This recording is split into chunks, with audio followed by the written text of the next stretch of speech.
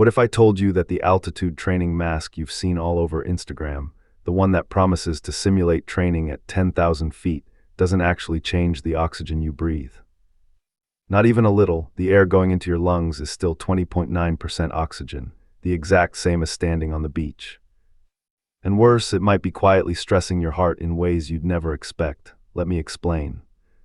So here's the thing, these masks have valves that restrict how much air flows in and out. That's it. They make it harder to breathe, like breathing through a straw, but they don't change what's in the air, and that distinction is everything.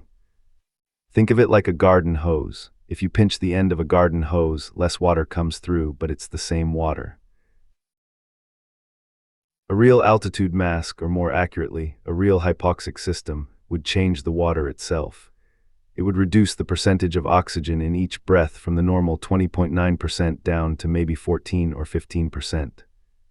That's what actually happens when you go to 10,000 feet. The air is thinner, the oxygen partial pressure drops, your body notices and adapts. A 2016 study published in the Journal of Sports Science and Medicine tested this directly. Researchers at the University of Wisconsin had subjects train with and without the elevation training mask for 6 weeks. Their conclusion: the mask does not appear to act as a simulator of altitude, but more as a respiratory muscle training device. No change in red blood cell count, no change in the blood markers that real altitude triggers. Let's talk about why real altitude training actually works, because once you understand the mechanism, you'll see why a mask can never replicate it. When you live or sleep at genuine altitude, say 8,000 feet or higher, every breath you take contains less oxygen pressure. Your blood oxygen saturation drops. Your kidneys detect this and release a hormone called erythropoietin, or EPO. EPO tells your bone marrow to produce more red blood cells. More red blood cells means more oxygen-carrying capacity. After 2 to 4 weeks at altitude, your hemoglobin mass measurably increases. That's the whole game. Now here's the key. The trigger for EPO is reduced oxygen in your blood, not respiratory effort. You can huff and puff at sea level all day long, and your kidneys will never get the signal. The Gasbury study from 2019 confirmed this. The mask induced only modest drops in oxygen saturation during high-intensity cycling, nothing close to what real altitude produces, and certainly not sustained enough to trigger meaningful EPO release.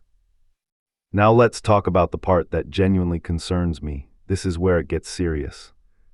When you exhale against those restrictive mask valves, you're essentially performing something close to a Valsalva maneuver, bearing down against a partially closed airway. Most people do this without even realizing it.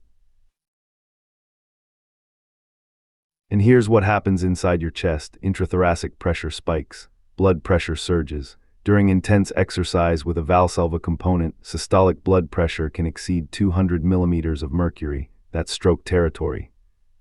The Gasbury study also found something troubling that doesn't get talked about enough. The mask didn't just stress the heart during exercise, it delayed the autonomic nervous system's recovery afterward. Your heart stays in a stressed state longer than it should. Greater resting systolic blood pressure with the mask, lower oxygen saturation during high-intensity work, slower cardiac recovery after. That's a bad combination. And then there's the case that brought all of this into the spotlight. In December 2025, Norwegian biathlete Sivert Bakken, 27 years old, a European champion, was found dead while wearing a hypoxic mask set to simulate roughly 7,000 meters. He had a prior history of pericarditis. Norway's Biathlon Association immediately banned these masks and made clear they were never part of the official training program. Bakken had acquired his independently through direct-to-consumer marketing. No medical screening, no oversight. If you have any history of heart inflammation, high blood pressure, arrhythmias, or any structural heart condition, please take this seriously. The combination of Valsalva-like pressure spikes and even modest drops in oxygen saturation creates unpredictable cardiac stress that has no business being sold without medical guidance. Even if we set aside the cardiac concerns entirely, there's a practical problem that almost nobody talks about. The mask makes your training worse. When you can't breathe freely, you instinctively dial back your intensity. You run slower, you lift less, you cut sets short. Your perceived exertion goes through the roof, but your actual training stimulus goes down. You end up doing less total work at a lower intensity while feeling like you're working harder. That's the worst possible trade-off. And this is the irony: you would almost certainly get more benefit from just training harder without the mask, doing one more interval, adding one more rep, running the same distance 10 seconds faster. That's real training stimulus. The mask is giving you the illusion of a harder workout while quietly stealing your actual gains. So what should you actually do if altitude training interests you? The gold standard approach in exercise science is called live high, train low. You sleep at altitude or in a legitimate hypoxic tent that actually reduces the oxygen concentration in inspired air, and you train at lower elevation so you can maintain full workout intensity. That gives you the EPO stimulus from altitude plus the training quality from sea level, best of both worlds. Now, legitimate hypoxic systems aren't cheap. We're talking thousands of dollars, not $50 on Amazon, but that price gap should tell you something. Companies like HypoZeco, who make actual altitude simulation systems, have publicly called out training masks for misleading marketing. The technology to genuinely reduce oxygen concentration requires specialized equipment.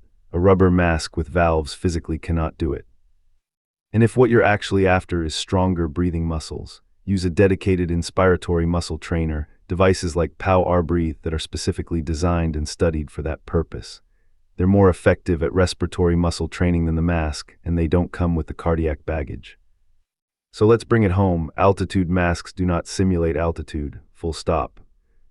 The air behind that mask is still 20.9% oxygen. They don't boost red blood cells, they don't increase EPO, they don't improve VO₂max beyond what the same training would do without the mask. What they do is restrict your breathing, reduce your training quality, spike your blood pressure through hidden Valsalva effects, and delay your cardiac recovery. For most healthy people, that's just a bad deal. For anyone with a cardiac history, it could be genuinely dangerous. Skip the mask, train harder, train smarter, and if altitude adaptation is really what you're after, look into legitimate hypoxic systems with actual medical and scientific backing. Your heart will thank you.